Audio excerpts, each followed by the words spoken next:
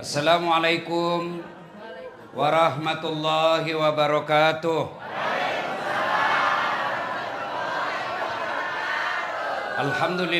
Alhamdulillahi rabbil alamin wa bihi nasta'inu ala umurid dunya waddin. Asyhadu an la ilaha illallah wa asyhadu anna Muhammadan abduhu wa rasuluh. Allahumma salli ala sayyidina Muhammad wa ala alihi wa sahbihi ajma'in. Amma ba'd. Faqad qala Allah subhanahu wa ta'ala fi kitabil karim. Bismillahirrahmanirrahim. Innallaha wa malaikatahu yusalluna 'alan nabi. Ya ayyuhalladzina amanu sallu 'alaihi wa sallimu taslima. Sesungguhnya Allah dan para malaikatnya bersalawat kepada Rasulullah Muhammad sallallahu alaihi wasallam. Maka wahai orang-orang yang beriman, bersalawatlah kalian kepada Rasulullah dengan sebaik-baik salawat. Ketika Allah perintahkan kita puasa, Allah tidak menunaikan ibadah puasa. Ketika Allah perintahkan kita sholat, Allah pun tidak pernah menunaikan ibadah sholat. Allah perintah kita tawaf, haji, umroh, Allah pun tidak pernah menunaikan ibadah haji dan umroh. Tetapi ketika Allah perintahkan kita bersalawat, maka Allah sampaikan, Innallaha wa malaikatahu yusalluna 'alan nabi. Sesungguhnya Allah dan para malaikatnya bersalawat kepada Rasulullah Muhammad sallallahu alaihi wasallam. Allah saja dan para malaikatnya bersalawat, maka kita ketika mendengarkan Rasulullah disebut namanya, maka Nabi katakan, umatku yang paling pelit di antara kalian, dia dengar namaku lalu dia tidak bersalawat kepadaku. Muhammad sallallahu alaihi wasallam. Ibu bapak saudara-saudara sekalian, pertama, banyak-banyaklah bersalawat. Yang kedua, ibu bapak saudara-saudara sekalian, ada pernah dengar nama Yusuf Kalla? Pernah? Beliau kayaknya satu-satunya Indonesia yang 2 kali menjadi wakil presiden. Wakil presiden ke-10 dan wakil presiden ke-12. Ibu tahu orang apa dia? Bugis. Ya kan? Nah, ternyata ibu tahu enggak, Pak Yusuf Kalla itu sepupu sekali dengan bapak saya. Oh. Ngaku Bu. Begitu di cross check ke Pak Yusuf Kalla, Pak JK katanya sepupu dengan bapaknya pada saat Latif. Ah, siapa itu, namanya saja baru saya kenal. Iya kan? Ibu-ibu kenal Prabowo? Tahu Prabowo? Itu masih saudara sama saya itu Bu. Ngaku. Begitu juga nanti di akhirat. Ya Allah saya Islam. Ya Allah saya Muslim. Ngaku sampean. Kamu ngaku. Kalau kamu Muslim, mana tandanya? Bapak-bapak di sini kan pegawai toh. Misalnya bapak pegawai di mana? Sebut satu. Pak Farhad. Di mana pegawainya? Hah? Hotel. Bapak kalau mau masuk di situ pakai ID card. Bapak-bapak kalau masuk kantor pakai ID card. Ya kan? Itu standar minimal. Saya ngaku pegawai, misalnya pegawai di Apple. Mesti ada standarnya apa? Ini kartuku. Kalau tidak, kau tidak boleh masuk. Begitu juga Islam. Di akhirat kelak Allah tanya, kalau kamu Islam mana karaktermu, mana identitasmu? Maka Allah sampaikan identitas orang Islam itu adalah surah Al-Fat ayat 29. Surah apa Ibu? Surah apa? Al-Fat 29. Minimal selesai ceramah nanti update status. Identitas umat Islam surah Al-Fat 29. Surah apa Ibu? Ayat? Masya Allah. Mari kita dengar bunyinya. Bismillahirrahmanirrahim.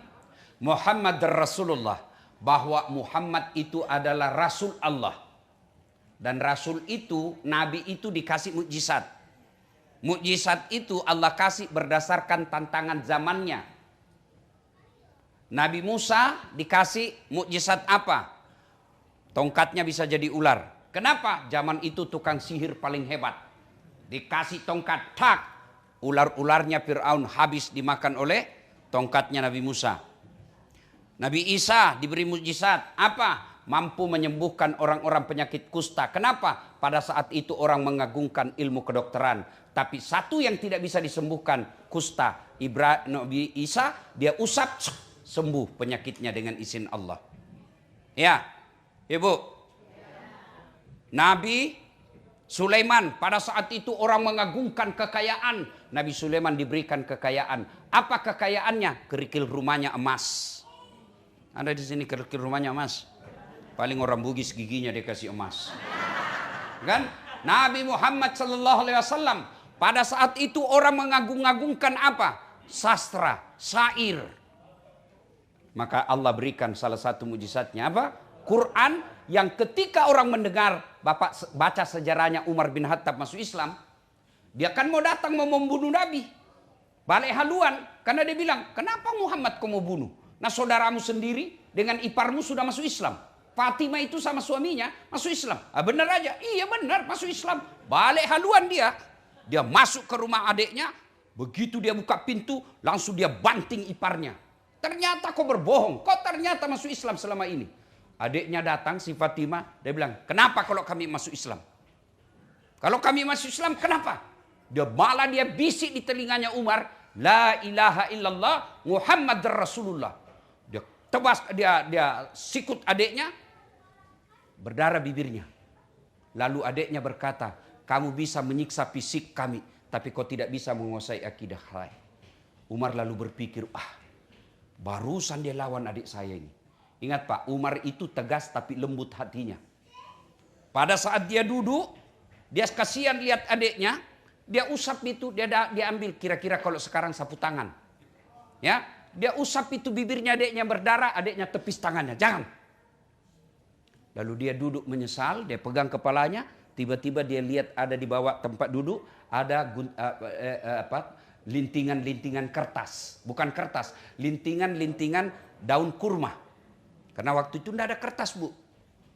Dia lihat gulungan-gulungannya, apa itu? Tidak boleh kau sentuh. Cobalah saya lihat sedikit kalau bahasa kita. Ayolah saya lihat dulu apa itu. Coba saya lihat. Akhirnya adiknya berikan. Dan apa yang dibaca? Surah Toha ayat 1-5. Lembut hatinya dan menyatakan diri langsung masuk Islam. Kenapa? Kagum dengan kalimat-kalimat yang ada dalam surah Toha. Maka Allah berikan mukjizat Nabi Muhammad. Apa mukjizatnya? Quran. Nah, kemudian Bapak Ibu saudara-saudara sekalian, Nabi, kemudian Umar masuk ke dalam Islam. Lain kali kita cerita ini. Ya, tentang tokoh-tokoh orang Islam yang masuk Islam. Muhammad Rasulullah, bahwa Muhammad itu adalah utusan Allah. Walladzina ma'ahu, dan orang-orang yang mengaku dirinya Islam punya karakter, ciri-ciri, identitas, ID card. Satu, asyidda' walal kufar, tegas kepada orang kafir. Tapi ingat, jangan salah paham tentang tegas terhadap orang kafir. Apa itu tegas? Tegas dengan prinsip inna dina indallahil Islam. Islam is the single one, the true religion behind the God. Gaya-gaya saja ini bos. Gaya-gaya.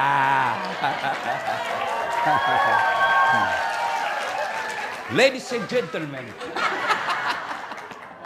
Masya Allah. Harus ditanamkan itu dalam diri kita. Saya yakin sedulur-sedulur, tuan-tuan, bapak-bapak, mantap akidahnya. Tapi anak bagaimana? Saya punya kenalan baru hari ini. Namanya Kamal. Casingnya Amerika. Tapi jiwanya Muslim. Bu, dengar Bu. Bu, Bu. Kalau ibu meninggal, siapa yang doakan ibu? Jangan kau harap suamimu. Pasti dia kawin lagi. Percaya Bu. Sampai teman saya di Makassar, ibu-ibu, dia bilang kurang ajar itu tetangga saya. Kenapa? Masa baru 3 bulan istrinya meninggal, belum lagi kuburnya kering, dia kawin lagi Ustadz. Saya bilang teman saya lebih hebat, masih hidup istrinya dia kawin. Ya Bu, siapa yang doakan ibu? Anak. Tuan-tuan, bapak-bapak yang saya muliakan, saya cinta karena Allah. Ayo anak-anak kita gimana imannya? Maafkan saya Bu, maafkan saya. Anak ibu bawa kok enggak hadir duduk di sini? Mestinya anak kita duduk dengar dakwah. Bahasanya? Minimal nanti dia duduk, ibu nanti pulang jelaskan apa yang saya sampaikan. Harus bu ada ikhtiar. Nah ibu sekarang, kalau di sini ibu khawatir agamanya anak, ikhtiarnya kirim ke kampung neneknya sekolah. Itulah tugasnya ibu. Sekarang bagaimana ibu yakin agamanya akan selamat kalau sekarang aja ibu tidak bisa kendalikan. Demi Allah, kita akan ditanya. Bapak baca itu sejarah Isra dan Mi'raj. Ada orang tua yang bagus agamanya. Sholatnya oke, puasanya oke, hajinya oke, sedekahnya baik. Masuklah dia dalam kelan surga. Ditanya, ya Allah tahan itu. Itu bapak saya. Itu orang tua saya. Kenapa dia masuk surga? Saya nih masuk neraka karena dia tidak didik saya dengan baik. Tidak pernah saya dikenalkan Islam. Dia sibuk cari nafkah. Dia sibuk urus dunia. Dia sibuk cari celengannya, sedepositonya. Tidak pernah saya diajari. Kalau saya masuk neraka, kenapa dia masuk surga? Bukankah dia bertanggung jawab kepadaku? Ingat Quran katakan anakmu nanti jadi musuh-musuhmu. Maka Allah katakan, Pak Haji, mau kemana? Mau ke surga. Tunggu dulu, belum selesai urusanmu nih. Siapa itu? Anak bungsuku ya Allah. Ku anfusakum wa ahlikum nara. Itu makna dari ayat, jaga diri dan keluargamu dari api neraka. Jangan sampai bapak sholat subuh tidak pernah dibangunkan anak. Ini penting. Jangan anggap remeh mendidik anak bu. Penting. Kenapa? Karena itulah masa depan kita ketika di alam kubur. Tuan-tuan yang saya hormati. Mau tahu masa depanmu nanti di akhirat? Lihat anakmu sekarang. Lihat anakmu sekarang. Kalau dia masih datang ke masjid berjamaah, insya Allah aman deh. Kalau malam Jumat dia masih baca Quran, buka Yasin, insya Allah bisa kita remah. Kalau kita lihat dia masih pakai jilbab, alhamdulillah.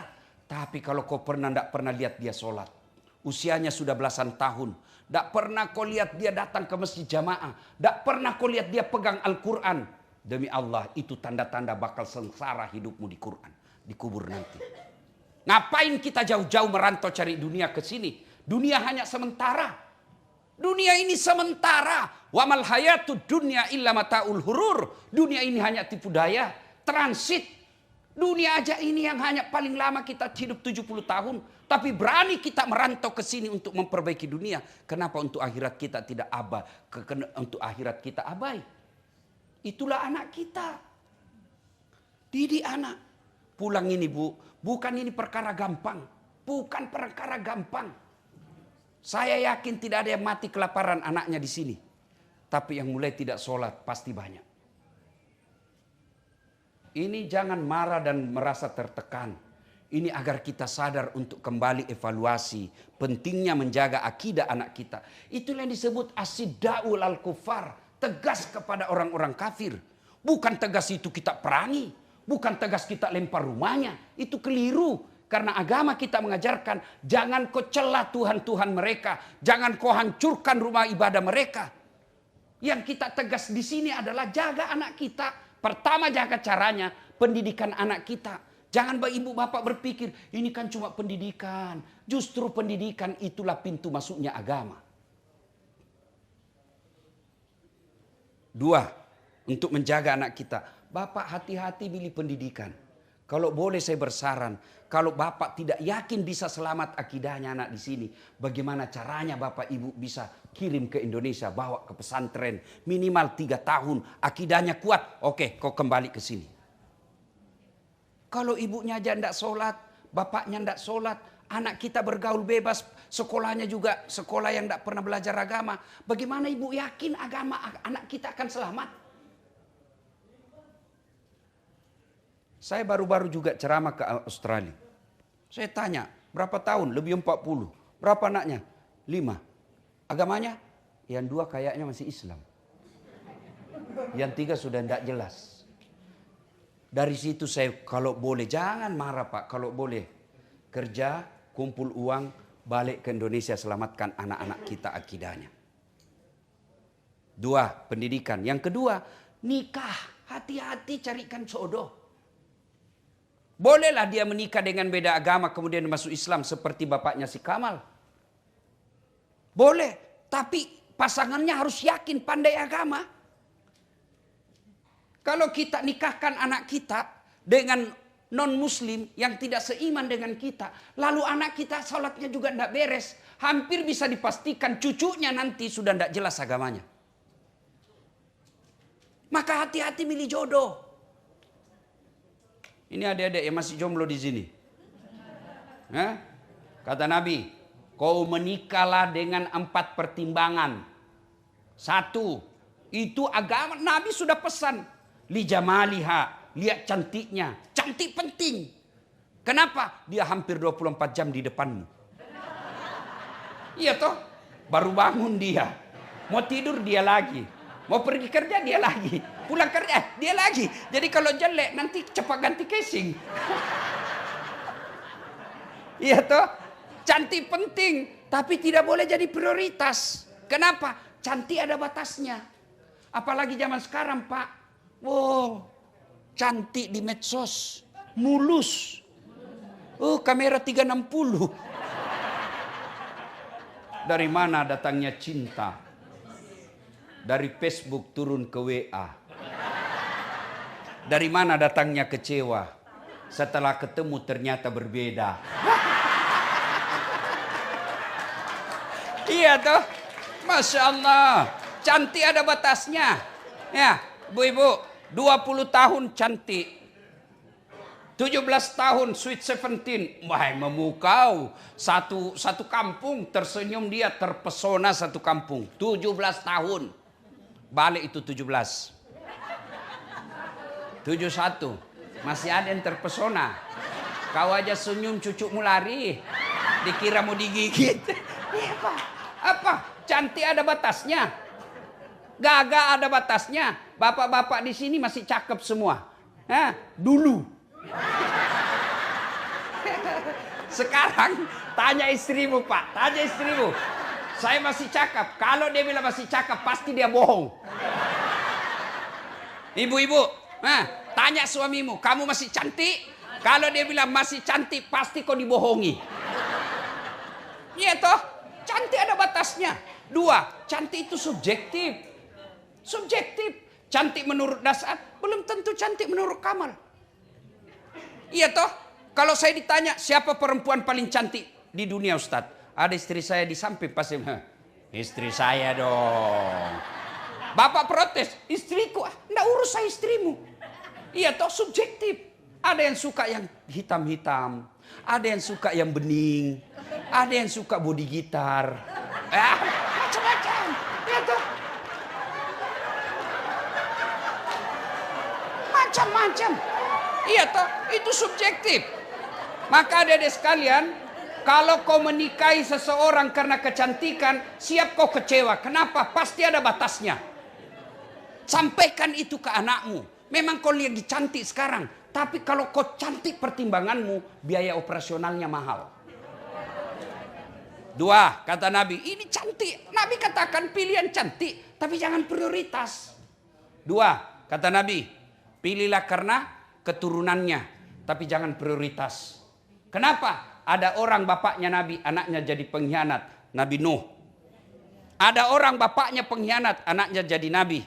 Nabi Ibrahim alaihissalam.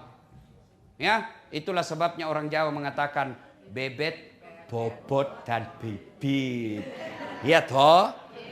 J? You understand? Iya Bu, tapi tidak boleh prioritas. Penting kita lihat siapa bapaknya. Perlu kita lihat siapa ibunya. Tapi kalau anaknya baik, itulah dia. Yang ketiga, kata Nabi, ini nasihat buat bapak-bapak, pilihkan jodoh untuk anaknya. Yang ketiga, kata Nabi, pilihlah karena kekayaannya. Rasulullah menikahi Khadijah, salah satu pertimbangannya karena Khadijah orang paling kaya di Mekah waktu itu. Penting. Tapi jangan prioritas. Kenapa? Kaya ada batasnya. Oh, dia kaya Ustadz, tidak bakal miskin 7 turunan. Betul, masalahnya dia turunan ke-8.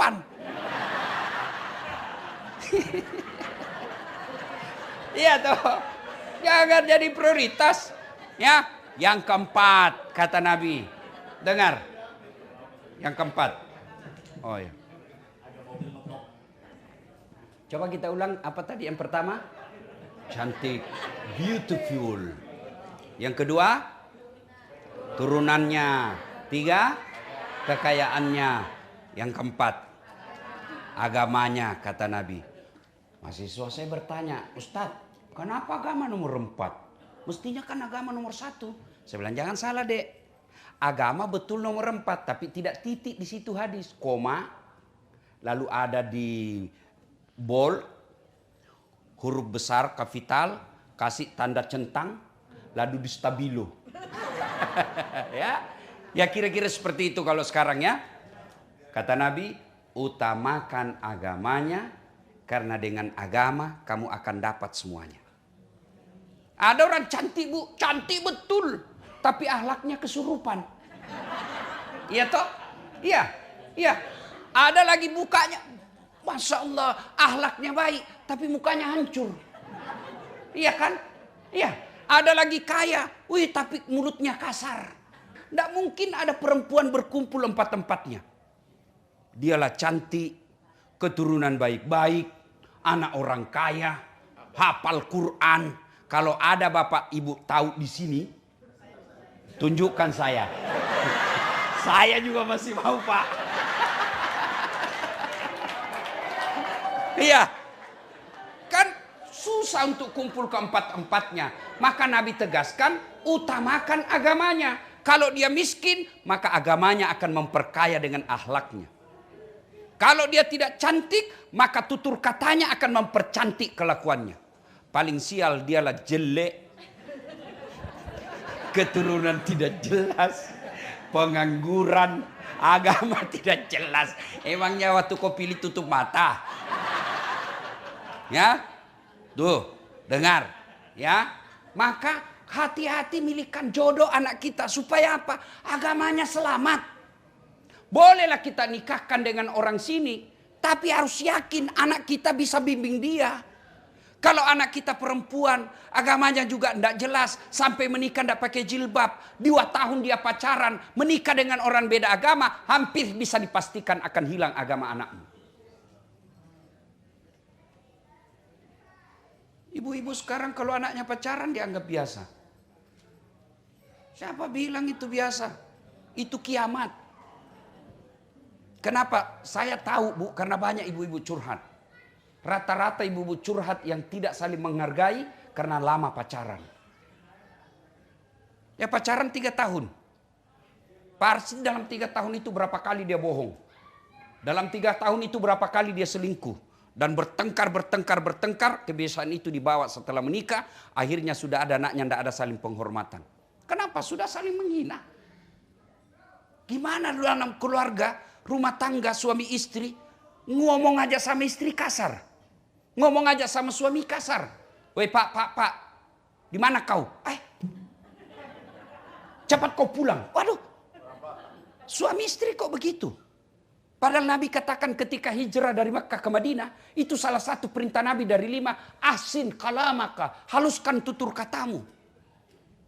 Kalau kita orang Bugis, itu kalau kita bukan orang banyak, tapi kita itu kalau bahasa Jawa sampean, panjenengan. Itu kita itu. Mestinya ibu panggil suami panjenengan. Jangan aku pilih, "Oi, kau di mana ini?" Ya ketawa, saya serius ini. Ya, pilihkan. Itu namanya tegas, hati-hati milih jodoh. Tegas itu. Hati-hati milihkan sekolah. Baru lahir ini yang mestinya nomor 1. Pilih nama-nama Islami. Coba kalau namanya Kamal. Pasti orang bilang Islam. Tapi kalau diberi nama John Albert. Orang, ini muslim. Mu'allab. Tapi kalau namanya Muhammad Jamil, pasti orang Islam. Kalau dia perempuan, kasih nama-nama Islam. Misalnya, kasih nama apa?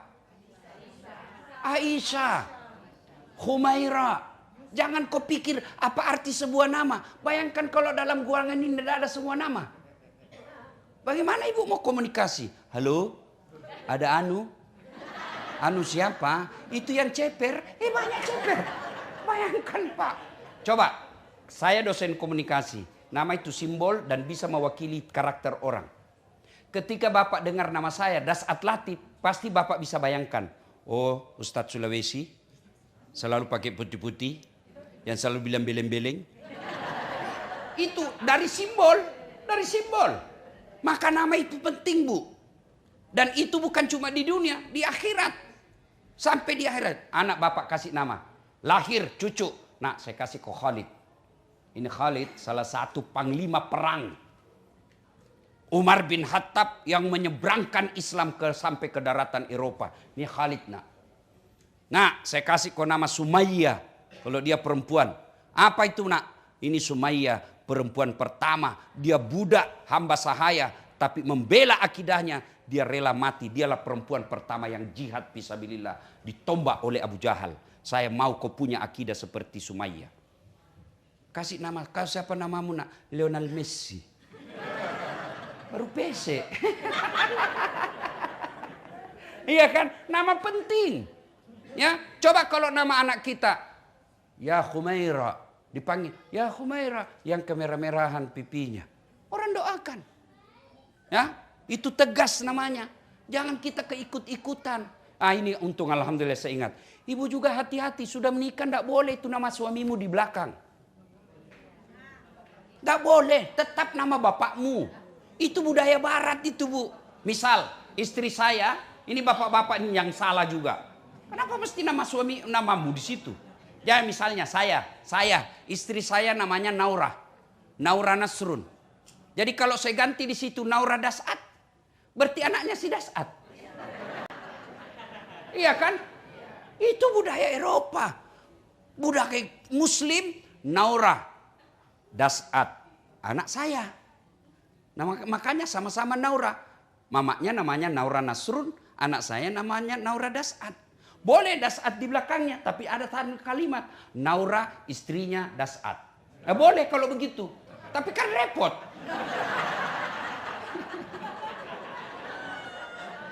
Jangan ketawa, saya serius ini, Bu. Ya, itu nama penting, itu bagian dari ketegasan. Bapak kasih nama anak ke barat-baratan, kan tidak jelas agamanya. Coba kalau langsung dikasih nama Muhammad Ibrahim. Orang pasti bilang Muslim dia. Dan coba lihat itu, nama Muhammad. Saya kemarin jalan-jalan, tidak tahu daerah mana itu. Yang ada bintang-bintang situ. Saya cuma pancing kau juga.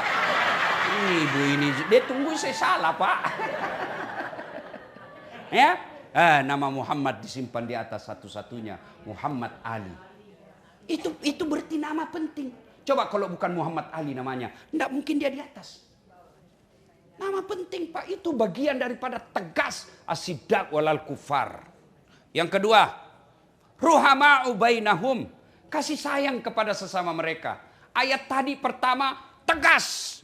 Kalau keluar. Kalau kita. Ya. Kemudian kafir, ini yang saya lupa. Apa itu kafir? Orang yang berbeda dengan agama kita. Saya pernah lagi ceramah, ditanya sama non-muslim. Kenapa kami disebut kafir? Jangan salah paham. Kafir itu bukan maknanya kasar. Kafir itu yang menyembunyikan. Tertutup. Kenapa disebut menyembunyikan? Karena dia tidak mau mengakui keesaan Allah. Maka disebut dia kafir. Kafir itu ada dua. Kafir zimmi dan kafir harbi. Kafir zimmi mau kerja sama-sama kita. Ada itu namanya Pak Albert selalu ikut saya selama di sini. Beda agama tapi dia bantu saya dalam dakwah. Soal Tuhannya urusan dia.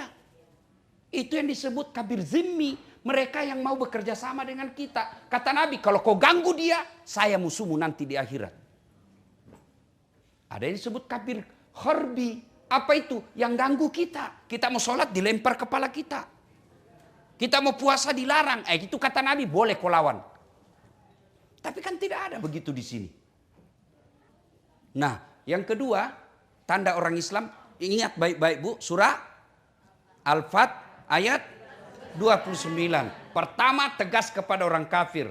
Yang kedua ruhama'u bainahum. Kasih sayang kepada sesama mereka. Innamal mu'minuna ikhwah kata Allah. Orang Islam itu bersaudara. Dia tidak tidak lihat rambutnya keriting atau putih atau pirang. Selama dia la ilaha illallah, itu saudaramu. Meskipun rasnya berbeda, itu saudaramu. Meskipun negaranya berbeda, itu saudaramu. Kalian dipersaudarakan bukan karena ras, bukan karena darah, tapi akidah. Bahkan Nabi katakan umatku itu seperti badan ini. Coba lihat badan kita, Pak. Ibu-ibu coba lihat badan. Tangan kanan gatal tanpa disuruh kiri yang garuk. Ya toh? Tangan kiri yang gatal tanpa diundang kanan yang garuk. Gatal dua-duanya, kerja sama. Iya, begitu mestinya kita di sini. Begitu mestinya kita di sini. Satu sakit, yang lain ikut merasakan.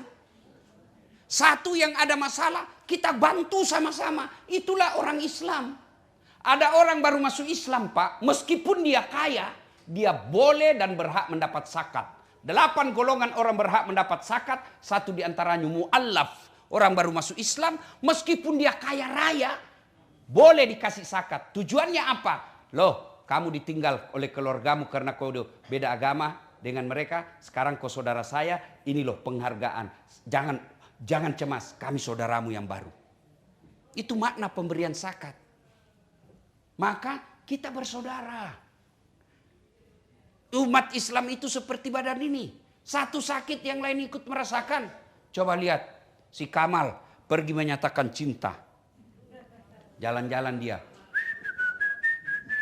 Tiba-tiba tahan tuh kakinya. Kaki tahan tuh. Seluruh tubuh bereaksi. Mulut dulu tuh yang bereaksi. Reaksi berikutnya mata mencari. Reaksi berikutnya mulut meniup. Reaksi berikutnya tangan mengusap. Waduh. Iya toh, padahal kaki yang bermasalah. Tidak ada orang tahan tuh kakinya.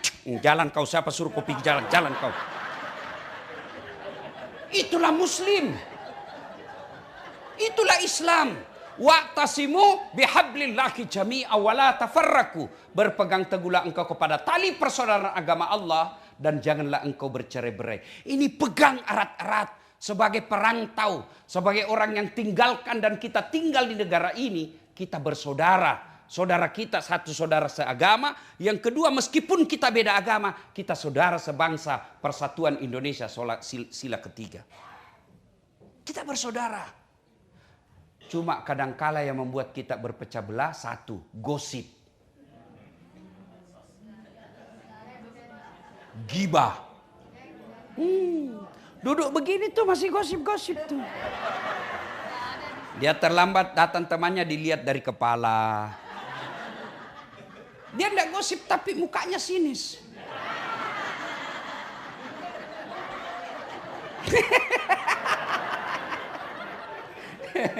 Sudah sinis, dia itu. Apa?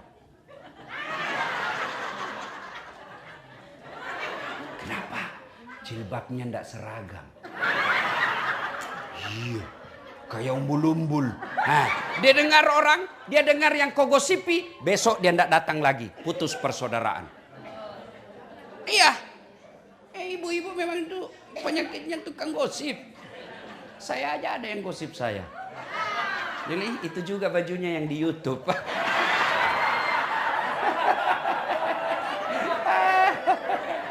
Bu, ada biasa yang berapologi.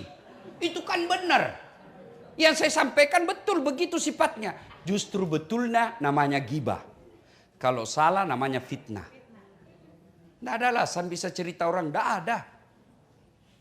Jangan cerita jeleknya orang. Dia jelek urusannya dengan Allah. Jangan kau tambah-tambah.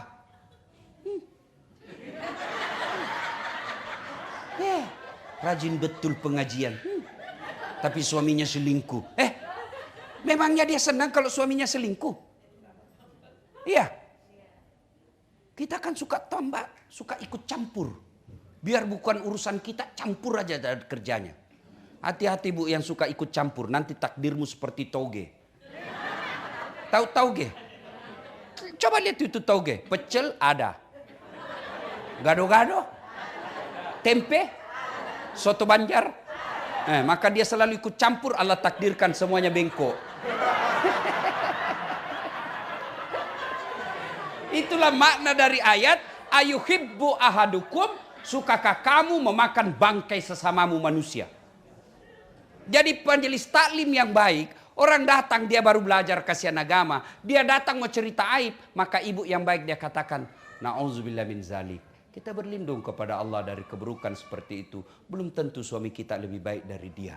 Itu yang bagus. Jangan malah dicambah. Oh iya. Padahal nggak tahu urusan tuh. Jangan ketawa, saya serius ini. Ya, Bu. 2. Yang memutuskan persaudaraan. Apa itu? Sombong. Apakah sombong pakaian mahal? Belum tentu. Itu rezekimu.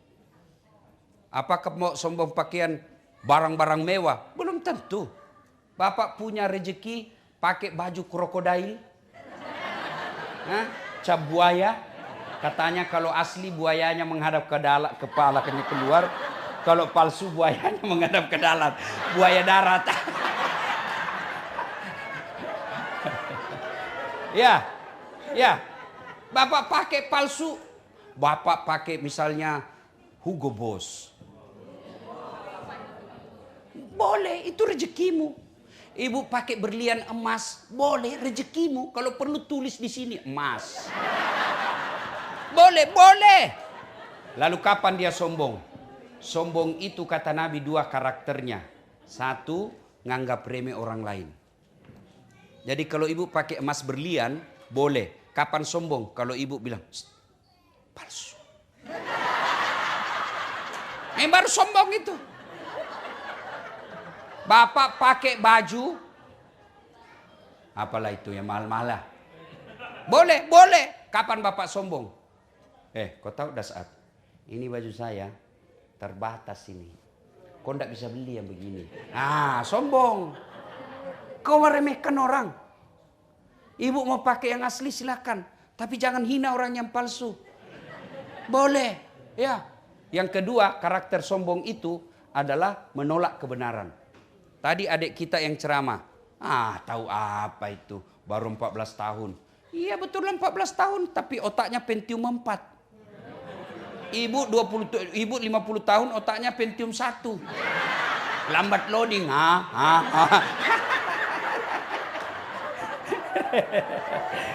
Jelas Ibu? Apa itu sombong? Remeh orang lain, menolak kebenaran. Dengar ceramah, dia tolak. Itu sombong itu. Abu Jahal, Abu Lahab, itu dia tahu Muhammad itu benar. Muhammad itu orang jujur. Maka diberi gelar Al-Amin, yang terpercaya. Lalu kenapa dia menolak Muhammad? Karena dia bilang, Bani Hashim. Ibaratnya suku dia lebih rendah, saya lebih tinggi. Saya pamannya, kok kemanakan saya kok jadikan nabi? Kenapa bukan saya pamannya? Itu sombong. Bapak remehkan orang, dia tidak lawan. Tapi lambat laun dia tinggalkan bapak. Putus persaudaraan. Apa yang membuat kamu sombong? Coba gue bilang, apa? Kata Nabi, 4 penyebab datangnya sombong. 1, bertambahnya pangkat jabatan. Mau sombong? Pensiun pak. Apa kau mau sombong dengan jabatan? Gubernur 5 tahun. Masih terpilih 10 tahun. Mau tidak mau pasti kau keluar. Tuh Joko Widodo 10 tahun. Wabillahi taufiq wal hidayah. Masih mau pakai mobil Indonesia 1 lewat dibilang, oh sudah gila ini bapak ini. Apa kamu sombong? Presiden aja enggak boleh sombong, apalagi ketua masjid.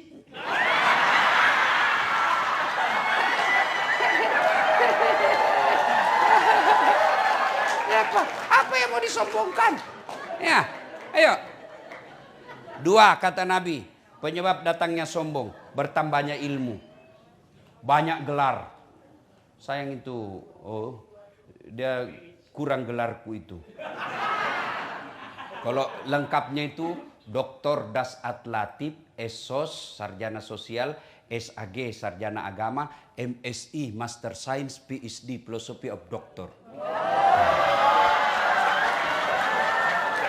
Alhamdulillah baru-baru disetujui oleh universitas untuk kepangkatan saya profesor. Doakan mudah-mudahan awal tahun sudah jadi guru besar. Oh, jarang-jarang orang Pak seperti saya. 2 doktornya Bu, 2 doktorku Bu, 2 sarjanaku. Lalu kamu sombong dah saat, oh jangan. Wa ma utitu minal ilmi illa qalila. Saya tidak berikan kamu ilmu kecuali sangat sedikit. Apa yang kamu sombongkan dengan ilmumu? Allah cabut ilmumu, dikasih pikun. Apa? Hah? Ada cerita ini Pak, wallahu alam benar atau tidak? Banyak sekali gelarnya Pak. Bertumpuk-tumpuk. Begitu jelang pensiun, dikomplain sama istrinya. Pak, biasanya kalau kau mau pergi kampus ngajar, kau cium-cium jidatku. Ini sudah hampir 2 minggu tidak pernah lagi kau cium saya. Dalam hatinya, astagfirullah, berarti siapa saya cium selama ini? Ternyata ya dia cium pembantunya.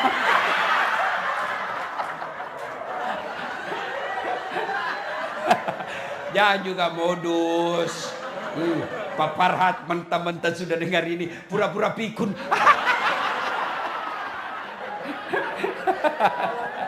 Ayo, apa yang mau kau sombongkan? Bu. Apa karena saya hebat? Enggak. Saya bisa sampai di sini bukan karena saya hebat, karena ada penonton saya. Itu viewer saya di YouTube sekarang, Bu, sudah hampir 600 juta. Berarti tidak boleh kau sombong dah saat kamu bisa ceramah karena ada yang dengar. Coba kalau saya ceramah di sini 2 jam berapi-api, tidak ada yang dengar. Bapak lewat, sudah lama sakit itu Pak. Iya toh, apa yang mau disombongkan? Ada ustadz sombong? Ada. Mana ciri-ciri ustadz yang sombong? Tidak mau menerima perbedaan pendapat. Ada ustadz itu, baru 2 bulan belajar agama. Dikafir-kafirkan kita. Tidak sunnah. Kau bilang kau saja sudah sunnah aja kau sudah salah paham. Dasar dari sunnah saja kau sudah salah. Yang namanya sunnah bukan kewajiban. Kau tuduh saya tidak sunnah. Siapa bilang? Sunnah yang lain kan saya laksanakan. Dia komplain kan, ada itu di Facebook Bapak baca, saya dituduh Ustadz tidak sunnah. Di Facebook, Ustadz sunnah. Saya cari nama saya, tidak ada. Samping kanannya, Ustadz tidak sunnah. Nomor 13. Saya tanya, kenapa kau tuduh saya tidak sunnah? Buktinya, kau tidak pelihara jenggot. Saya bilang, kalau tidak mau tumbuh. Mau diapa? Ayo, ada Ustadz tidak mau menerima perbedaan pendapat. Nah, ini perlu saya pahamkan. Kenapa terjadi perbedaan pendapat di ulama fikih? Karena beda sudut pandang. Yang ada sama kita ini para ulama, yang ada sampai ke kita, hadis itu dalam bentuk tulisan. Bukan dalam bentuk gambar. Bukan dalam bentuk audiovisual. Kalau gambar dan audiovisual pasti seragam kita. Cuma kan ini tidak ada definisi konkretnya. Misalnya takbir sejajar dengan bahu. Kan sudah beda-beda. Tidak ada gambarnya. Contoh paling ringan saya selalu bilang. Bapak kalau Nabi bilang saya tidak makan. Saya tidak makan. Apa Bapak Ibu pahami? Puasa. Apa lagi? Lapar. Apa lagi? Diet. Apa lagi? Apa lagi? Itu baru 1 kata itu. Saya tidak lapar. Sudah berapa paham? Begitulah sebabnya terjadi perbedaan pendapat. Ya Bu. Jadi kalau terjadi perbedaan pendapat, lalu dia tidak mau menerima pendapat orang lain, itu karakter ustadz yang sombong. Hanya mau menang sendiri. Ya. 3. Penyebab datangnya sombong. Apa itu? Bertambahnya harta. Tadinya miskin. Tiba-tiba dapat pembebasan lahan. Langsung kaya. Mulai sombong. Jangan sombong dengan kekayaanmu. Allah marah, gempa, longsor, tsunami, habis kekayaanmu. Oke lah masih ada kekayaanmu, tapi Allah marah, dia titip 1 penyakit di badanmu, duitmu miliaran tapi tidak ada bisa kau makan. Duitnya 7 miliar Pak. Begitu ke dokter, Pak, menurut hasil laboratorium, ini Bapak dilarang makan nasi. Duitnya 7 miliar dilarang makan nasi. Oh iya kak dok. Terus ini juga kalau lihat datanya pak, bapak ndak boleh makan daging. Apalagi ikan, udang, telur, ndak boleh semua pak. Anu juga pak, ndak boleh juga makan garam. Ndak boleh makan gula pak ya. Jangan makan yang berminyak-minyak. Jadi apa yang bisa saya makan dok? Ya menurut hasil lab, bapak hanya boleh makan ubi rebus. Duitnya 7 miliar tapi cuma bisa makan ubi rebus. Sudah cukup belum? Belum cukup itu sampai di situ. Apa kata dokter? Pak ini bapak selama aktif kerja kan tidak pernah kena matahari. Di rumah AC, di mobil AC, di kantor ber-AC. Jadi mulai besok pak kalau bisa pagi-pagi bapak jalan berjemur ya. Jangan pakai baju. Supaya kena matahari bajunya pak ya. Pakai juga celana pendek supaya kena matahari ini ya. Jangan pakai peci. Ya kalau bisa bapak jangan pakai sendal. Jam 9 sampai jam 10 dia kelilinglah di kawasannya. Nggak pakai sendal, nggak pakai baju. Apa bedanya sama gembel?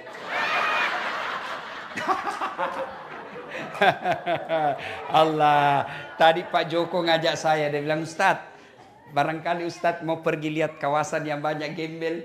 Saya bilang, ngapain saya pilih gembel? Di Indonesia banyak gembel Pak. Bawa saya di tempat yang banyak barang-barang cantik. Malu halus. Nah, kita ini orang Islam Pak, kalau lagi jalan dengan tidak sengaja melihat barang bagus, Bapak tidak sengaja. Maka caranya ucapkan Subhanallah.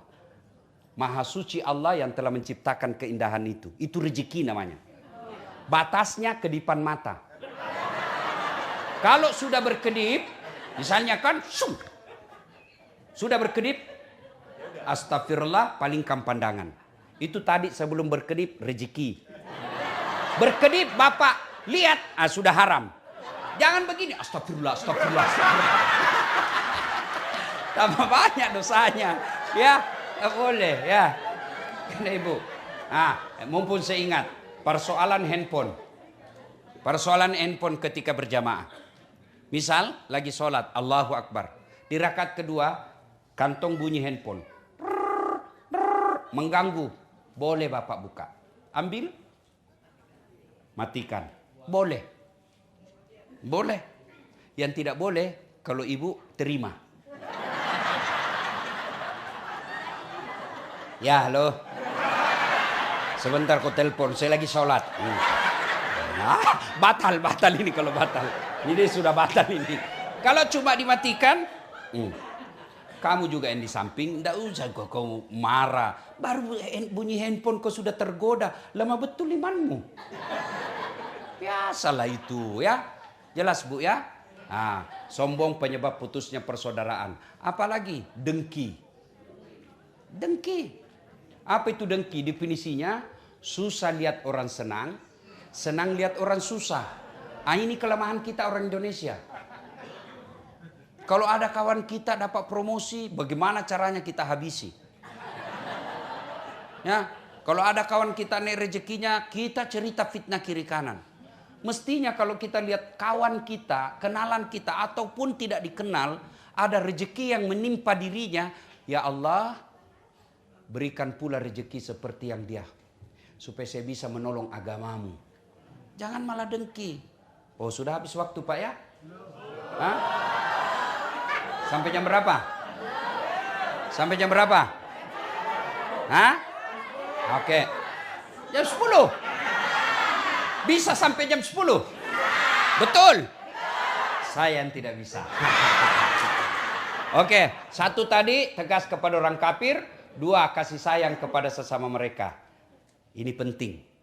Nabi pernah tanya, atadruna manil muflis? Saudara-saudara sekalian, kamu tahu enggak siapa yang bangkrut nanti di akhirat? Yang tidak sholat ya Rasul, dia sholat. Yang tidak puasa ya Rasul, dia puasa. Yang tidak haji ya Rasul, dia haji. Tidak bayar zakat, bayar zakat. Loh, kalau begitu siapa yang bangkrut ya Rasul? Jarusu wahati'ur rahim. Tetangga yang jahat sama tetangganya dan yang memutuskan tali persaudaraan. Bertanya sahabat, kok bisa bangkrut? Dia kan puasa, dia haji, dia sholat, dia zakat. Kok bisa? Betul, hablum minallahnya, ibadah hadanya baik, tapi hablum minasnya rusak. Ketika dia setor pahalanya, ya Allah ini sholatku 20 tahun. Datang tetangganya, tunggu dulu. Saya pernah difitnah itu. Katanya anakku yang lurus rambutnya bukan anaknya suamiku. Karena suamiku keritin rambutnya.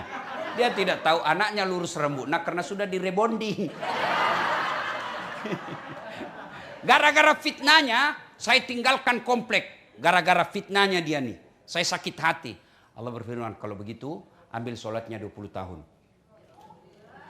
Habis sudah sholatnya itu 20 tahun.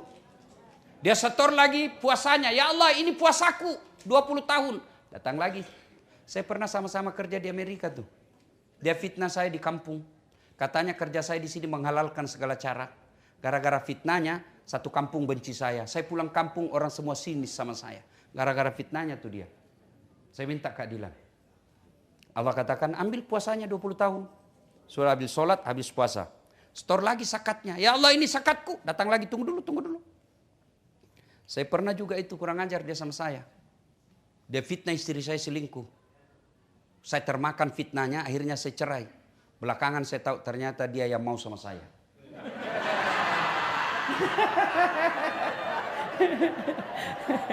Saya minta kepadamu ya Allah. Allah katakan ya sudah ambil zakatnya. Habis sudah amalnya tua. Habis. Semua habis. Masih ada orang yang datang. Saya juga pernah. Dia serobot tanahku. Saya sama-sama merantau. Saya beli tanah. Dia serobot tanah saya. Saya mau lapor polisi, temannya polisi. Saya minta keadilan. Dia kata yang tadi banyak amalnya. Ya Allah bagaimana lagi? Puasaku habis. Sholatku habis. Sedekahku habis. Zakatku habis. Mana lagi? Allah berfirman. Tidak ada kebatilan yang tidak ada balasannya. Supaya adil, ambil dosanya orang yang pernah kusakiti. Itulah pentingnya ini silaturahmi. Biar bapak-bapak hitam jidat. Puasa Senin Kamis, tadarus setiap hari, itikaf di masjid. Tapi dalam satu komplek tidak ada yang senang bapak. Bapak bukan orang spesial.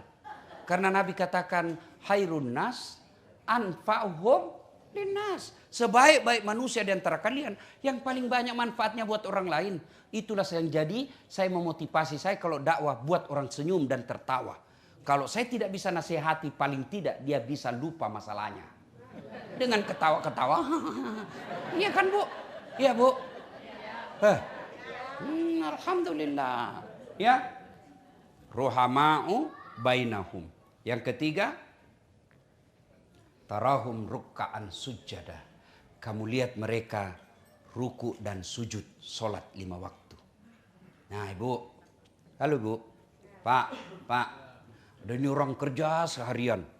Dari jam 5 dia sudah tinggalkan kantor. Pulang jam 10 malam. Laparlah dia di jalan. Dia singgah beli nasi bungkus. Kan lapar kan Pak?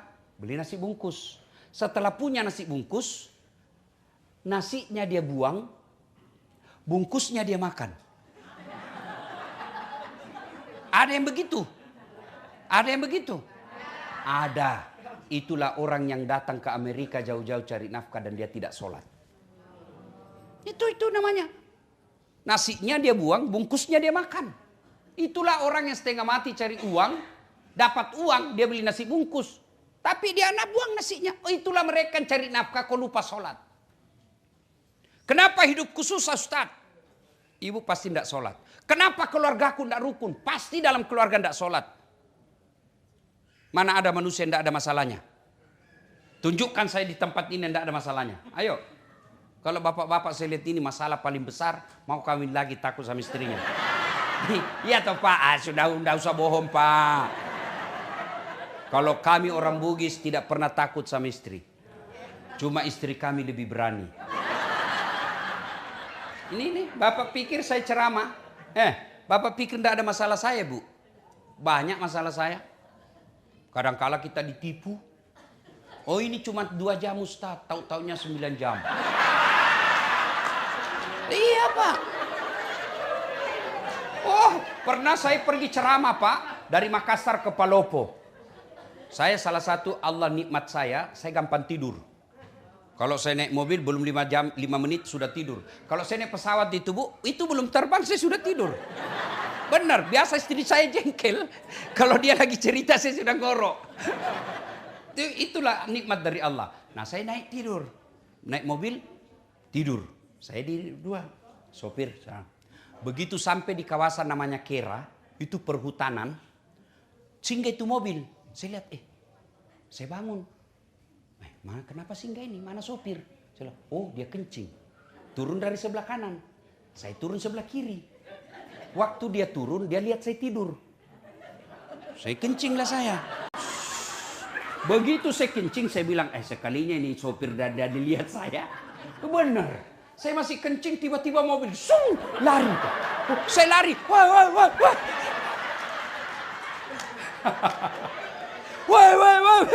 Apalagi sudah laju. Saya mau telepon di atas mobil. Baju saya kemana-mana kan selalu begini Bu. Baju dalam saya putih, saya buka karena saya takut lecek. Saya buka, baju dalam saya putih. Ini putih, songkok saya putih. Nggak ada yang singgah mau ambil saya Bu. Semua mobil lewat saya kasih. Nggak ada, kan tengah hutan. Dia kira saya pocong. Jadi saya punya inisiatif. Saya bilang, sekali di tengah saja. Saya bilang, nanti dikira betul saya pocong. Ditabrak, minggir saya Pak. Ditinggal saya Pak, gerimis, basah kuyup. Saya sholat di pinggir jalan, sholat subuh. Saya berpikir, mudah-mudahan ini sopir, kalau azan subuh dia sadar, dia kasih bangun saya. Benar. Begitu dia baru sadar. Azan, Pak Ustadz, mana Pak Ustadz? Baru dia balik, jam berapa dia baru tiba di tempat saya Bu? 6:15 menit. Dari jam 1 dini hari. Turun dia, saya rasanya saya mau tempeling, tapi saya lihat lebih besar dari saya. Mundur saya Pak. Kalau bilang, kalau saya berkelahi kalah saya duduk aja jengkel begini. Yang paling menjengkelkan begitu saya sampai di rumah dinas wali kota Palopo, dia bilang, Pak Wali Kota, Pak Ustadz, kenapa bisa kau lupa kopormu? Berarti bohong ini orang ini. Kan terlambat sampai lokasi karena balik lagi jemput saya dan itu jauh. Ternyata ditanya, kenapa kau lama? Pak Ustadz lupa kopornya, jadi kita balik lagi Pak. Itu semua pernah saya rasakan Bu. Sering. Ya, pernah juga saya ke pesisir Kalimantan. Ya, Sekata namanya. Itu kita lewat, sungai-sungai kecil ada buaya. Berjemur dia buka dia bulutnya. Tapi dia tidak berani ganggu saya. Karena dia bilang, senior ada di atas. Macam-macam Bu, Masya Allah. Belum lagi kita dikasih ceramah, tidak dikasih makan dulu.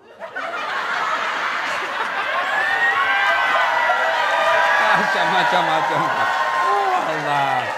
Oh, bukan di sini, bukan ini, bukan. Ibu sangka buruk lagi. Bukan ini. Bukan ya. Macam-macam Bu. Wah, tapi masalah paling besar buat saya sekarang Bu, banyak janda-janda curhat. Ustadz, baru saja suami saya meninggal. Adakah doa-doa penenang jiwa?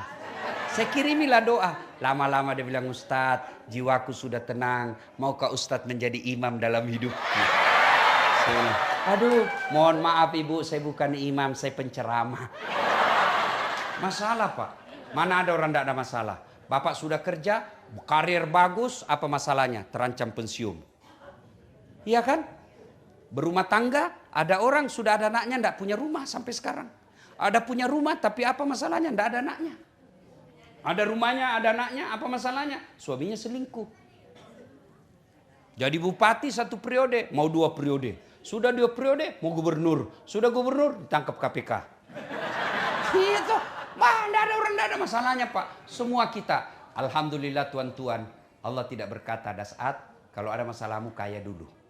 Ada masalahmu, kau jadi pejabat dulu. Ada masalahmu, kau selebriti dulu. Tidak, Allah cuma minta 2. Ista'inu bisabri wassalah. Sabar, perbaiki solatmu, saya yang selesaikan semua masalahmu. Itu janji Allah. Jadi kalau ada masalah dalam rumah tangga, dalam pekerjaan, dalam cita-cita, tidak usah cari kambing hitam, koreksi solat. Tidak mungkin Allah sengsarakan orang yang tidak solat. Orang yang solat, tidak mungkin. Saya sholat Ustadz, betul Bapak sholat tapi tidak ikhlas. Hayalas sholat, asar lagi. Enggak kok enggak ikhlas. Saya sholat Ustadz, betul kok sholat tapi enggak ikhlas. Mana buktinya? Sholat Pak, waduh kayak main-main. Bismillah. Korat berdua, ya kan Ustaz. Siratal ladzina an'amta 'alaihim ghairil maghdubi 'alaihim waladdallin. Iya toh, Bapak ketawa karena membayangkan diri sendiri. Ya kan? Ada orang sholat kayak ditiup angin.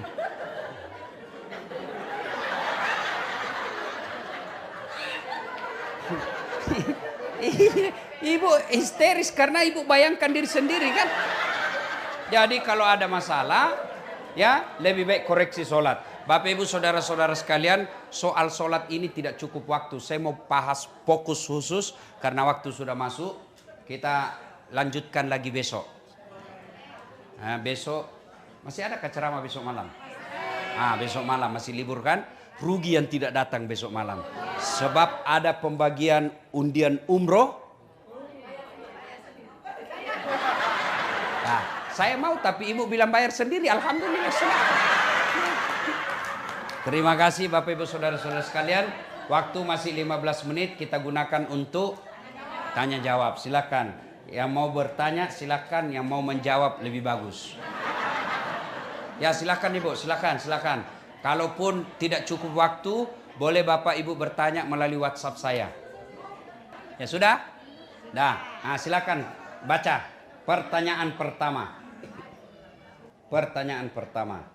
Bismillahirrahmanirrahim. Pak Ustadz, pertanyaan saya, kalau kita mengadopsi anak dari non-muslim dan yang mengadopsi itu keluarga muslim, apakah anak tersebut harus bersyahadat? Oke. Pertama, adopsi dalam Islam haram. Tidak boleh. Ya, yang boleh anak angkat. Karena adopsi itu hak-hak orang tuanya putus. Diganti namanya, dikaburkan orang tuanya. Orang tuanya tidak punya lagi hak waris, tidak punya hak sama sekali, putus. Itu haram. Yang boleh bagi Islam, anak angkat, anak yang diambil diperlakukan seperti anak sendiri. Ya. Nah, kalau dia masih kecil, tunggu dia sampai dewasa, lalu disahadatkan. Diislamkan. Ya. Kalau dia tidak Islam, agak susah. Lebih baik Bapak ambil anak angkat muslim. Banyak berkeliaran di Indonesia. Ya Pak ya? Oke, jelas. Apa lagi? Assalamualaikum. Anu yang baca. Kamal baca. Kita dengar dia pakai bahasa Indonesia. Bisa bahasa Indonesia? Baca. Ayo Kamal. Ya. Kau masuk YouTube saya Kamal. Oke. Assalamualaikum, Ustaz, saya lagi ngambek nih sama olah karena permintaan saya lama didapatnya atau cuman setengah. Setengah. Ya. Jadi gimana doa yang benar supaya Allah memenuhi doa kita? Oke, terima kasih Kamal. Ini yang ngambek memangnya rugi Allah kalau kau ngambek. Saya kira tadi ngambek sama suami, ngambek sama Allah. Kalau ngambek sama Allah, apa ruginya Allah? Satu dunia tidak sholat, Allah tetap mulia. Satu dunia kafir, Allah tetap mulia. Nah sekarang, kenapa Allah tidak kabulkan doa? Bukan tidak dikabulkan. Dengar baik-baik, ini yang saya bahas tadi subuh. Kullu nafsin, berdoalah kamu, ud'uni astajib lakum. Kata Allah, berdoa kamu kepadaku pasti saya kabulkan. Itu Allah yang bilang. Doa kau pasti saya kabulkan. Itu Allah yang katakan. Berarti semua doa dikabulkan. Cuma dikabulkannya Bu ada 4 cara. Satu, cara pertama, apa yang dia minta Allah kasih sesuai yang dia minta. Itu namanya taufik. Ya Allah, sembuhkan penyakitku. Betul sembuh. Itu taufik. Ya Allah, mudah-mudahan bisa naik mobil. Allah kasih, betul bisa beli mobil. Taufik namanya. Ya. Ya Allah, mudah-mudahan anakku dapat jodoh. Dapat betul, taufik namanya. Yang kedua, Allah kabulkan tapi dalam bentuk yang lain. Ya Allah, mudah-mudahan saya sehat. Allah tahu kalau sehat ini, maka dia misalnya kalau dia sehat, dia bisa menikah dengan beda agama dan dia tinggalkan agamanya. Biar aja dia tetap sakit, tapi saya kasih anaknya jadi soleh. Ya, ya Allah, berikan saya mobil. Allah tahu kalau ada mobilnya ini tabrakan, mati, sudah, tidak usah saya kasih kau mobil, tapi saya kasih kau kesehatan. Ibu-ibu punya anak, usia 10 tahun, minta dibelikan motor, ibu belikan enggak? Apa karena ibu enggak sayang? Justru sayangnya. Tapi ibu belikan apa? Saya belikan kau laptop nak, kau pakai belajar. Itu yang disebut Allah kabulkan dalam bentuk yang lain. Saya tamat SMA setelah gagal jadi tentara, saya daftar fakultas kedokteran. Mau jadi dokter. 3 kali Pak saya daftar. Tidak ada lulus nama saya. Padahal saya kelas fisika, jurusan fisika 1. Paling hebat dalam kelas saya. Ya, tidak lulus 3 kali. Saya ikut 3 tahun berturut-turut. Teman saya lulus. Allah tahu, kasih tahu jawabannya. Pulang kuliah terjadi tabrakan Pak. Saya turun tolong dia. Berceceran darah di aspal. Dia yang tabrakan, saya yang pingsan. Kenapa? Saya tidak bisa lihat darah. Sampai saat ini saya tidak bisa lihat darah. Lihat aja di YouTube ataupun di grup-grup. Kalau lihat orang berdarah itu rasanya pening perasaan saya. Teman saya yang jadi dokter, dia tugas di Kepulauan Aru. Kepulauan Aru. Mau lebaran saya telepon, kau pulang lebaran dok? Tidak. Rugi-rugi pun cari uang jauh-jauh, enggak lebaran sama bapakmu, orang tuamu. Mahal tiket. Saya bilang alhamdulillah. Untung saya tidak jadi dokter. Saya jadi ustadz kemana-mana Pak. Enggak pernah pusing soal tiket. Allah kasih yang terbaik. Jadi ibu berhenti ngambek. Berhenti ngambek. Allah tahu itu bukan yang terbaik yang kita minta. Yang ketiga, cara Allah mengabulkan ditunda. Ibu tahu Prabowo berdoa sejak 2014. Jadi apa? Presiden. 2014 sudah minta presiden. Lawannya sama Bapak Joko Widodo. Iya toh? Enje. Siapa yang menang? Bapak Joko Widodo. Siapa menterinya? Bapak Prabowo. Tapi 2024 baru Allah kasih. Kau baru presiden sekarang. 2014 minta, Allah kabulkan 2024. Nabi Zakaria minta anak sejak usianya 21 tahun. Kapan Allah kabulkan? Usianya 90 tahun. Berapa lamanya itu Bu? 69 tahun. Minta. Padahal itu Nabi, tidak pernah bohong. Sholatnya bagus, ibadahnya baik. Nabi penerima wahyu. 69 tahun baru Allah kasih. Kita berdoa pagi, mau dikasih besok. Baru sholatnya putus-putus. Emang ada orang dalam?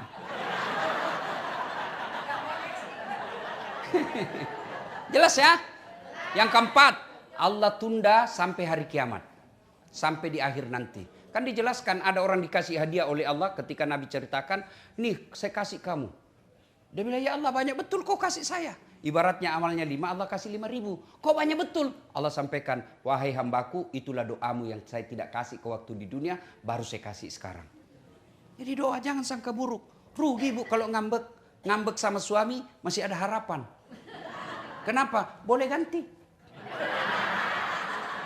Ya toh? Betul. You understand? Thank you very much. Ada lagi? Ayo, tanya lagi, baca lagi deh, Kamal. Ya. Assalamualaikum. Waalaikumsalam. Kalau kita membantu anak yatim tapi mereka adalah bagian dokter keluarga, keponakan, apakah itu terhitung sedekah atau tanggung jawab kewajiban? Oke. Bu, bersedekah itu ada tata caranya. 1, jangan mempermalukan yang diberi. Maka tidak bagus itu Bu bersedekah. Ibu kasih antri, mau cuma dikasih 50.000 ngantri dia bertengah hari, disuting di close up mukanya, itu bagian bukan yang baik. Itulah sehingga dalam sedekah ada namanya amil, panitia yang bawakan. Yang kedua, setelah itu sedekah orang dalam dulu. Bapak kalau mau sedekah istri dulu. Jangan kau sedekah orang lain, istrimu itu terus bajunya 2 kali lebaran. Tenang ibu, saya bela kau ini malam. Bajunya mewah, istrinya sudah 4 kali pulang kampung tidak pernah baju baru. Bukan suami yang baik itu. Kau sedekah ke orang, istrimu dulu. Supaya apa? Dia taat. Itu istri pak, tidak penting dia kau selalu hadir. Yang penting ada duitnya. Tidak percaya kau dengar. Ibu-ibu, biar suami tidak pulang yang penting ada Nah, dengar kau. Uang yang dia cari, bukan kamu. Ya toh ibu? Nah, jadi sudah itu penuhi dulu kebutuhan rumah tangga, penuhi dulu kebutuhan anak, istri, sudah itu baru saudara. Jangan sampai saudara kita menjadi fitnah. Kayak betul itu saudaranya di Los Angeles. Tapi saudaranya di kampung mau makan kadang ada makanan. Itu jadi fitnah. Makanya sedekah itu lebih utama kepada keluarga dulu. Ya, bagaimana kalau kemanakan? Lebih bagus lagi bu. Ya, jelas? Oke. Pertanyaan berikut, Kamal. Ya. Pegang mic-nya itu deh, pegang mic-nya supaya untuk itu tuh yang mic untuk YouTube. Yang tadi. Yang ini. Ya, itu pegang juga itu, ya. Pertanyaan berikut, ya. Assalamualaikum Pak Ustadz, mau tanya nih. Kalau kita suka melihat orang yang ganteng, pikiran saya jadi yang bukan berdosa kita. Waalaikumsalam. Kalau dia gadis, maafi muskilah, tidak ada masalah. Tapi kalau ada suaminya, aduh, jangan ya. Tapi kalau itu karunia, makanya Allah tadi Nabi mengajarkan kalau kau lihat cowok cakep, ganteng, penuh pesona, kau cukup ucapkan Subhanallah, Maha suci Allah yang telah menciptakan keindahan itu. Ya, tapi kalau ibu pelototi, lalu membayangkan jadi suamimu, padahal kau punya suami dan ada suami di sampingmu. Kalau saya suamimu seperti itu, saya bilang, Dek, lebih baik saya ceraikan kau baik-baik ya, daripada kau peluk saya, kau bayangkan orang lain. Gak boleh ya. Kalau dia gadis, terpesona sama dia, tidak jadi masalah. Jangankan ibu, saya juga senang bu lihat orang cantik. Ya, saya ini tidak gagah ibu, tapi saya penuh pesona. Tidak percaya, kau mau foto sama-sama saya toh?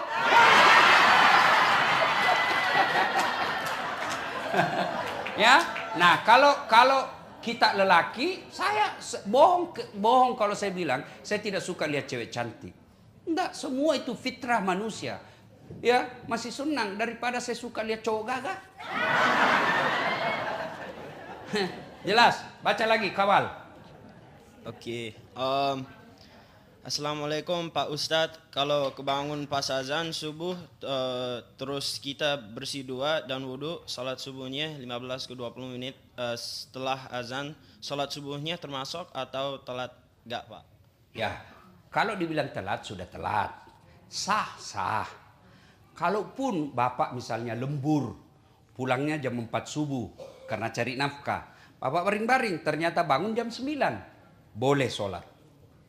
Caranya bangun langsung wudhu sholat. Jangan ngaso dulu. Ngopi dulu baru sholat. Enggak. Bangun meskipun jam 11. Kalau betul-betul bapak ketiduran. Bahkan jangankan ketiduran, lupa saja boleh.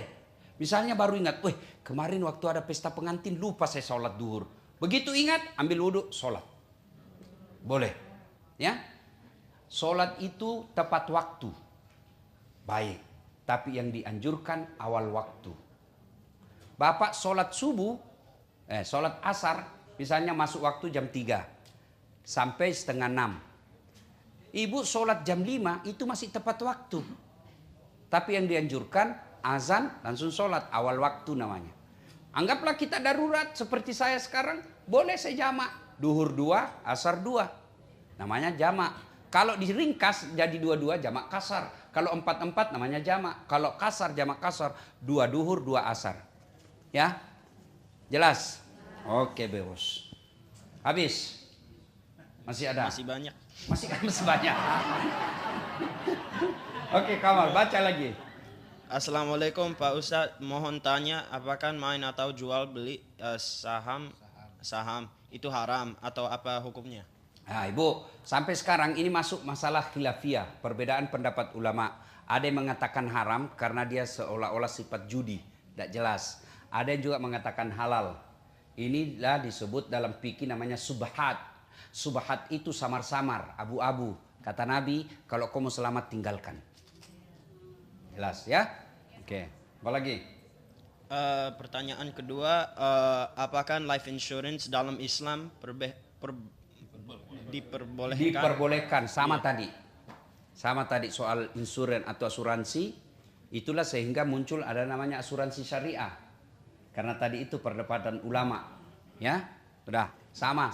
Ada yang halalkan, ada yang haramkan. Namanya subhat, samar-samar. Tapi anjuran Nabi kalau kamu selamat tinggalkan. Tapi di Amerika ini mana bisa hidup orang tanpa asuransi. Nah, selama niatnya ibu bukan melawan Allah, tapi karena mengikuti peraturan dan kita hidup di negara ini, Allah maha bijaksana. Oke. Assalamualaikum Ustaz, ayah saya udah meninggal 2 minggu yang lalu. Boleh gak ibu saya yang tua boleh keluar rumah? Misalnya ketemu dokter dan sebagainya. Oke, kalau suami sudah wafat, maka ibu kalau punya anak lelaki sama anak. Kalaupun keluar, ulama-ulama modern tidak mengharamkan selama ibu keluar betul-betul tidak macam-macam. Apalagi kalau usianya ibu sudah 65. Siapa juga yang mau goda ibu ya? Rugi bu, rugi. Kecuali ibunya masih janda muda, 30 tahun ya, sebaiknya jalan selalu ada mahramnya untuk menghindari fitnah. Bagi perempuan janda itu kata Nabi hanya mereka mampu bertahan 6 bulan. Kalau dia masih haid. Kalau sudah tidak, biasanya perempuan itu kan tidak tergoda lagi sama. Saya tidak tahu lah, ibu-ibu lebih tahu yang soal itu kan. Nah, sekarang ibu kalau mau keluar sebaiknya ditemani lelaki. Jangankan belanja ibu, orang pergi ibadah umroh dan haji saja itu kan harus dengan mahramnya. Ya, makanya kalau perempuan saya itu kalau keluarga saya mau keluar negeri dan dia perempuan sendiri, saya tidak pernah anjurkan. Kau mau sekolah di Indonesia juga bisa sekolah. Mau belajar apa? Semua bisa ada. Ya, saya enggak juga sekolah ke luar negeri, alhamdulillah bisa juga seperti saya sekarang. Ya, jelas ya. Sebaiknya perempuan terhormat itu ya, ini alhamdulillah saya ingat. 4 syarat perempuan dirindukan surga. 1 dia sholat, dia puasa Ramadan. 3 dia jaga harga dirinya. 4 dia patuhi perintah suaminya. Jaga harga diri ini diantaranya pakai busana muslimah. Busana muslimah tidak mesti jilbab. Boleh sarung ibu pakai, kasih peniti selesai. Yang penting tutup jilbabnya. Ada juga perempuan jilbab 3 lapis kan. Ada merahnya, kuningnya, birunya. Dia kasih miring lagi sedikit. Nah, boleh variasi ya. Ya, yang tidak boleh bu jilbab sakaratil maut. Ibu tahu jilbab sakaratil maut? Ada itu yang dia kasih tali, dia ikat-ikat di lehernya, baru dia kasih ke sini, tidak bisa goyang lagi lehernya. Nah, itu belen-belen namanya itu. Ayo ada lagi Kamal, ayo lagi dek Kamal. Apakah kita boleh sholat sunnah masjid bisa khutbah Jumat berlangsung? Ya, ketika sholat Jumat berlangsung, bisa. Ya, datang bapak terlambat, pernah terjadi pada zaman Nabi, sahabat langsung turun duduk, Nabi anjurkan kau sholat Jumat, sholat sunnah dulu 2 rakaat. Sholatnya apa? Berbeda ulama. Ada yang bilang sholat tahiyatul masjid, ada juga yang menyatakan sholat qabliyah Jumat. Pokoknya sholat sunnah 2 rakaat. Ya, lain kalau sudah sholat, sudah masuk sholat, ya sudah langsung sholat, tidak usah lagi sholat sunnah. Jangan sholat sunnah dulu, baru selesai sholat sunnah, selesai sudah sholat Jumat. Maka sebaiknya bapak-bapak datang lebih awal. Ini kita ini umumnya kan datang paling lambat, pulang paling cepat, Orang khotbah dia tidur. Mau masuk surga kok kira ada orang nenek muda urus kok di dalam. Ya, ayo Kamal, apa lagi? Assalamualaikum Ustadz. Gimana menangani orang yang baru belajar agama tapi tidaknya tingkahnya melebihi guru agama. Orang tua seperti ini gampang banget Menyalahkan, membidak-bidakan, memberi kalimat dua yang menjudge. Oke. Jadi ibu menyikapinya, ibu ndak usah dengar, tapi jangan celah. Karena kalau ibu celah dan berdosa. Jadi caranya ya sudah, dengar kalau mau dengar. Tapi kalau ibu merasa sakit hati saya kalau dengar dibilang kita kafir, ya sudah ditinggal. Caranya begini Bas, daripada kita saling menyakiti, silakan kau amalkan apa yang kamu yakini, tapi tolong hormati juga pendapat saya dan saya hormati pendapatmu. Cara menyikapinya, hormati. Kalau bapak merasa mampu katakan, dek sudahlah kau amalkan apa yang kamu yakini, saya juga amalkan apa yang saya yakini, kita saling menghormati saja, tidak usah bahas. Saya begitu biasa kalau ada orang saya tahu tidak ada gunanya, ya sudah, saya tidak mau bahas yang membuat saya berbeda. Karena bisa saling menyakiti perasaan. Ya. Ada lagi? Cukup ya. Kalau masih ada mau bertanya silakan di WhatsApp saya tadi. Mudah-mudahan ada faedah dan manfaat. Terima kasih. Lebih dan kurangnya mohon dimaafkan. Usikum wa nafsi bitaqwallah fastabiqul khairat. Assalamualaikum warahmatullahi wabarakatuh.